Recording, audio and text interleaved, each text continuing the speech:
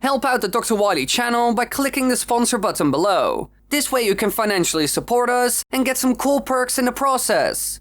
Now, in the most recent Nintendo Direct, we saw a lot of cool and new things that are coming to the Switch. Super Mario Maker 2, a ton of JRPGs, and some stuff on Fire Emblem. However, we also saw another game that no one really expected. A remake of the old Zelda Link's Awakening, which was originally the 4th main installment of the series and the only Zelda title on the original Game Boy. Now, while almost no one really expected that this game would be remade again, it does make sense to an extent. It has been popular for ages and sold over 6 million copies in total, together with its normal and DX version. When it comes to Zelda games, it's also one of the weirder titles, together with others like Majora's Mask, where things appear to be different from what they really are. Besides that, this time Link is on Koholint Islands, which is a completely different place compared to Hyrule. It has new characters, enemies that were originally seen in other franchises, and a giant egg that plays a huge role in the story. However, you will find out about all of that on your own.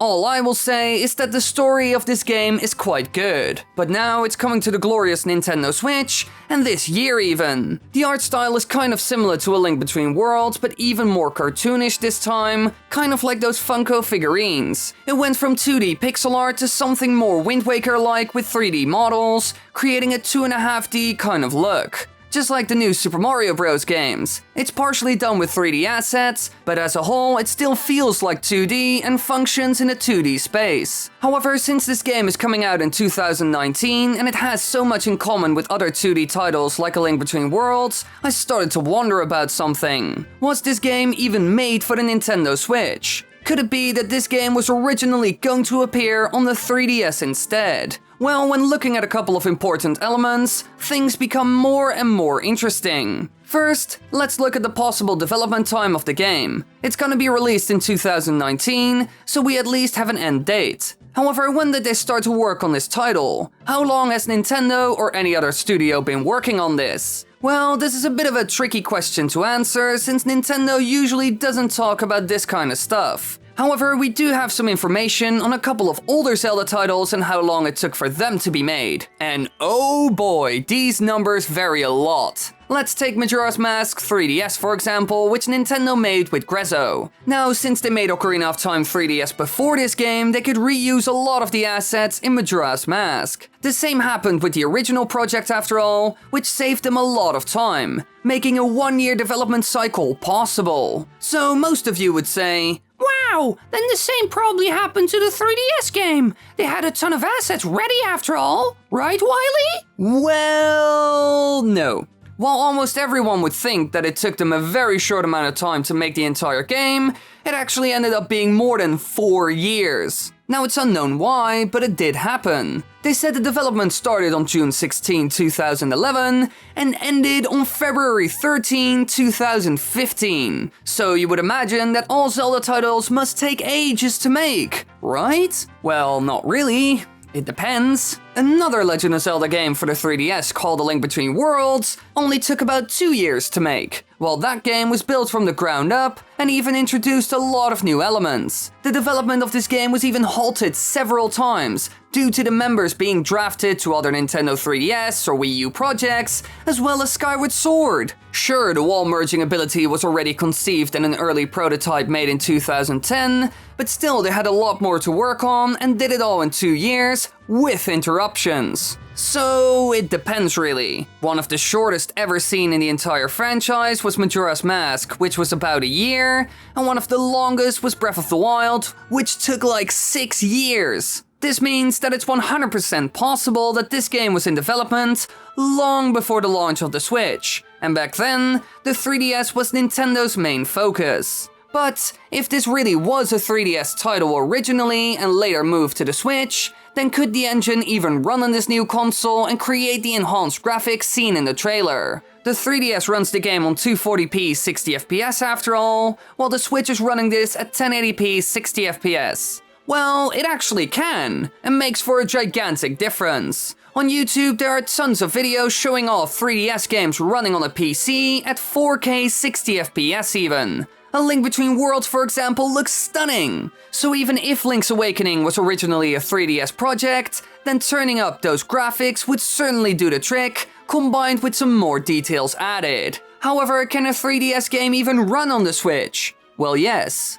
About 8 months ago, hackers and those in the homebrew community rejoiced when DS games were successfully emulated on the Nintendo Switch. A video shared by Reddit user SkullKid Chris shows The Legend of Zelda Ocarina of Time 3D running on Nintendo Switch via Citra, a 3DS emulator. However, unlike DS games, the 3DS has not reached full speed on the Switch yet, so it may take some time to get them running efficiently.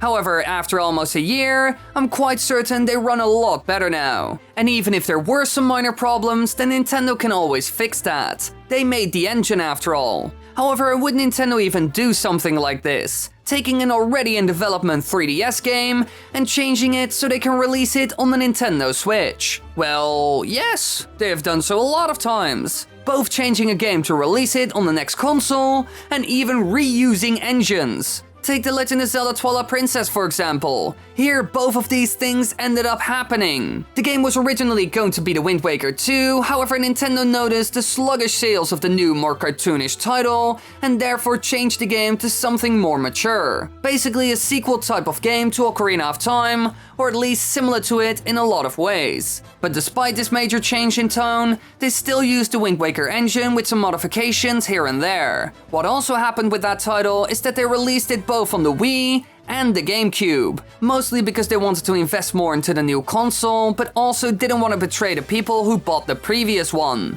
So yeah, it's quite common for Nintendo to change plans and release the game on a console it was never really made for. This even happened recently with the Wii U and Switch, when Breath of the Wild came out for both. However, why would Nintendo abandon the 3DS in favor for the Switch? They didn't even release it on both. Well, if this game was really made for the old clamshell handheld we all know and love, then their reason must have been doubling down on the new console. The Nintendo Switch was a bit of a gamble for the company after all. No one ever made a hybrid console, so they couldn't really predict how the market would react. However, a year down the line, Nintendo could clearly see that this new device was a gigantic hit. And with the 3DS being at the end of its lifespan, it's quite logical to move a game like this to the console that's basically the company's future. So from a business perspective, it would make sense as well. Now, was this really a 3DS game at some point? Well, we can't be sure really, but the art style does look like something even the 3DS could support.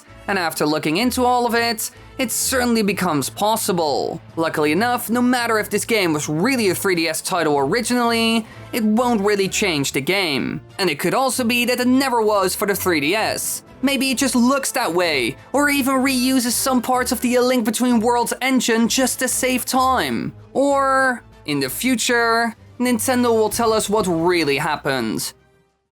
Hey you there, thank you for watching this video. Are you going to subscribe? Well, of course you're gonna, and you're also gonna watch more videos and become a sponsor by helping the channel financially by clicking the little button next to subscribe. Yes, you are gonna. Please, it will really help me out. I love you all. I put so much effort in. Help me for once, yay.